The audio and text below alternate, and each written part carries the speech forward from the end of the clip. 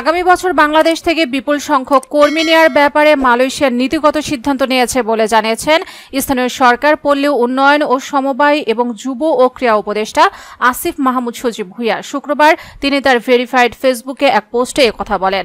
আসিফ মাহমুদ সজীব ভুঁইয়া বলেন, আগামী বছরগুলোতে বিপুল সংখ্যক বাংলাদেশি কর্মী নেওয়ার ব্যাপারে মালয়েশিয়ার নীতিগত সিদ্ধান্ত নিয়েছে। কর্মীদের বেতন, নিরাপত্তা এবং সার্বিক কল্যাণ নিশ্চিত করার আশ্বাসও দিয়েছে দেশটি।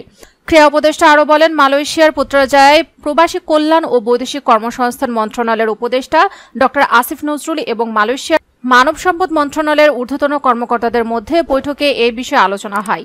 বৈঠকে দুটি মূল বিষয়কে অগ্রাধিকার দেওয়া হয়: মালয়েশিয়ার কর্মরত বাংলাদেশি কর্মীদের বেতন ও অন্যান্য সুবিধা নিশ্চিত করা এবং একটি স্বচ্ছ নিয়োগ প্রক্রিয়ার অধীনে নতুন কর্মী পাঠানোর সুশৃঙ্খল রূপরেখা তৈরি করা।